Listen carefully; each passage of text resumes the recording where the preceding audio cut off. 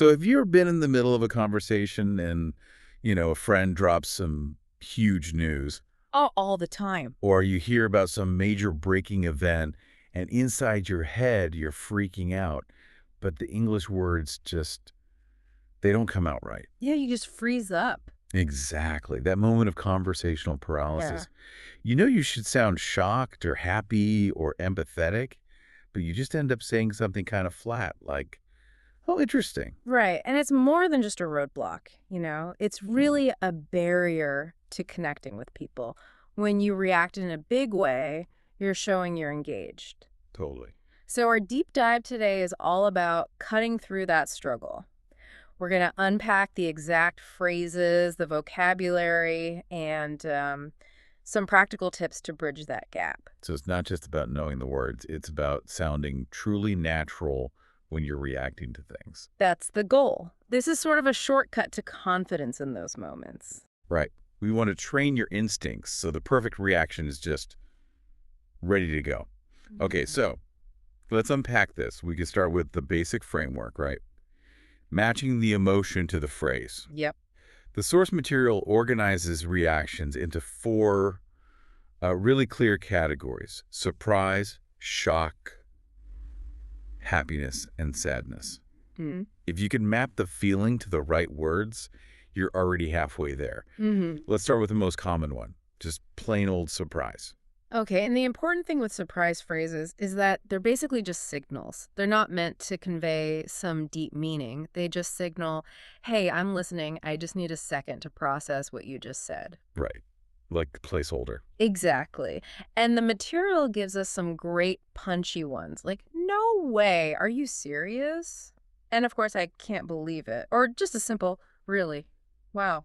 Yeah, and the classic example is perfect for this. Imagine a friend tells you they just won the lottery. You wouldn't give them a long speech. You just blurt out, no way, are you serious? That's amazing. It's just this rapid fire sequence. And honestly, the tone says more than the words do. The tone is everything, and the speed too. But okay, let's turn up the heat a little bit. We go from simple surprise to full-on shock and disbelief. This is for news that just completely throws you off. Yeah, it rocks your whole sense of reality for a second. So here, the language has to be more intense. The phrases are a bit more dramatic, like, this is unbelievable. I'm speechless. And Yeah. my favorite, the double whammy, what? No way. Can we pause on I'm speechless for a second? Oh, yeah. Because it's a good one, but I think you have to be careful with it. You can't use it for everything. If you're really, truly shocked, it's perfect. But if you use it for something minor, it just sounds A little over the top. totally hyperbolic. You need to save it for those moments that genuinely rattle you, like a famous person suddenly retiring out of the blue. That's a great point about register. For really intense news, that little pause and then, wait, what? This is unbelievable.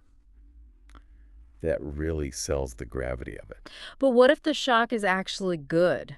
Like really good news that changes someone's life? Then we shift into happiness and excitement. Right.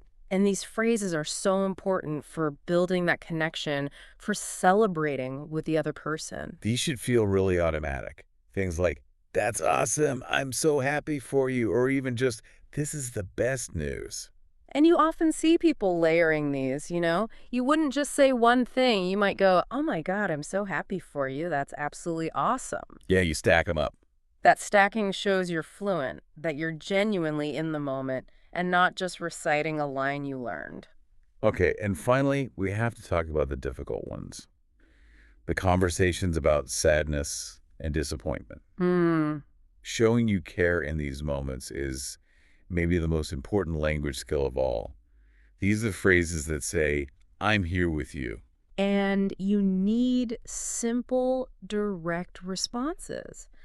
That's really sad, or I'm sorry to hear that. And the one that I think comes most naturally to people is, oh no, that's terrible. And the simplicity is what makes them so powerful. Just, oh no, that's terrible. I'm so sorry to hear that.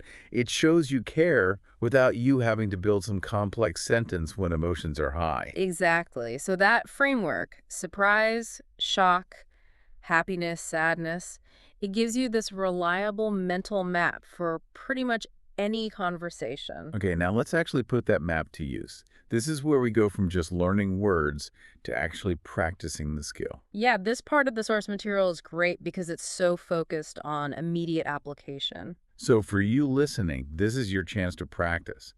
Think about what you would actually say, what your tone would be. Mm, Okay, scenario one.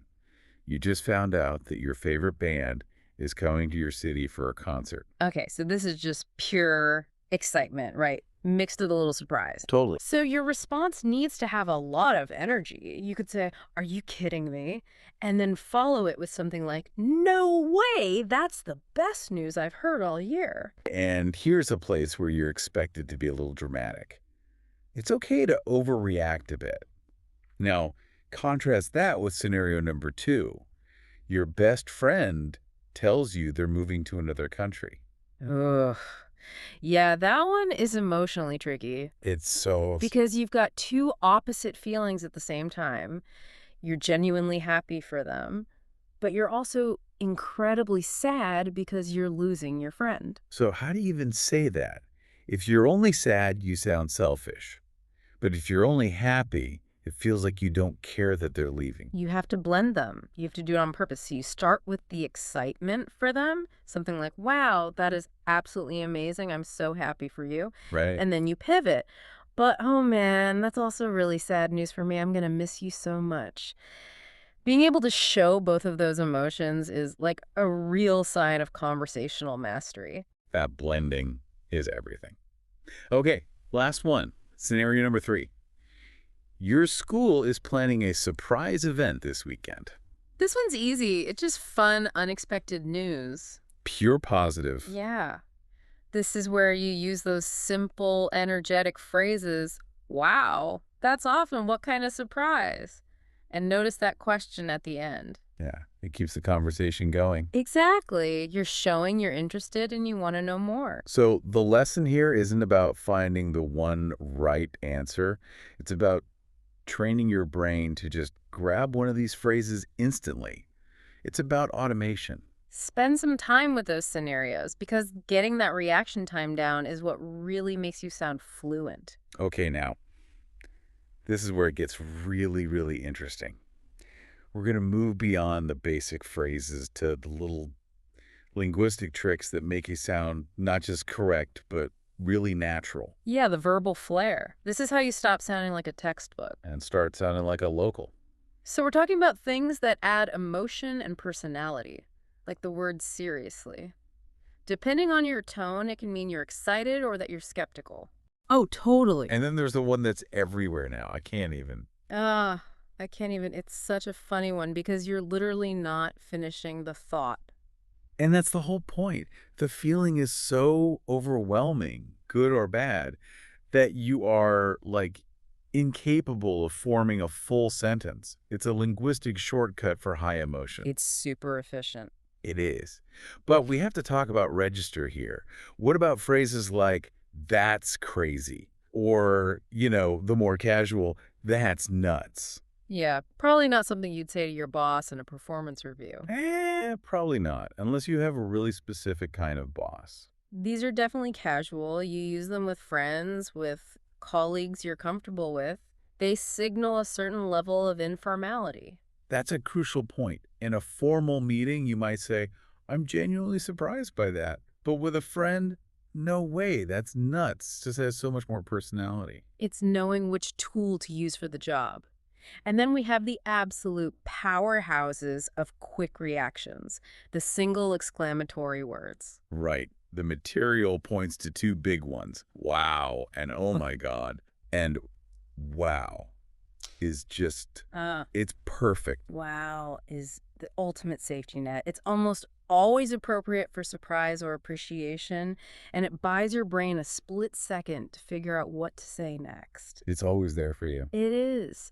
And for more drama, the source even says it's okay to get a bit dramatic by using "oh my God" Which people do all the time. all the time. And if you think about it, using these single powerful words, it just closes the gap between what you're thinking and what you're saying. Fluency isn't always about long sentences. Sometimes it's about expressing a huge feeling with just one word and the right tone.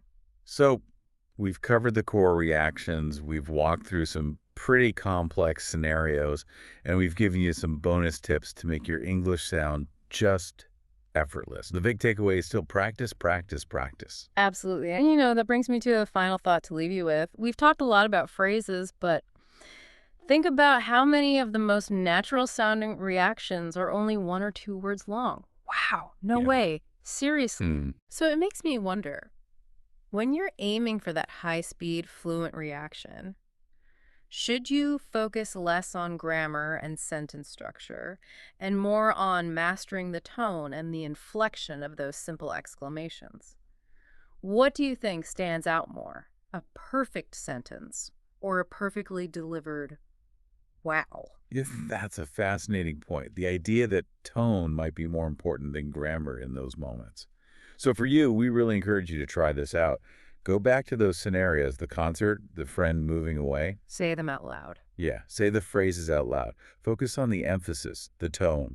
Keep practicing these reactions and share your thoughts on which of these quick, casual phrases you find the most useful. We'll see you next time for the next deep dive.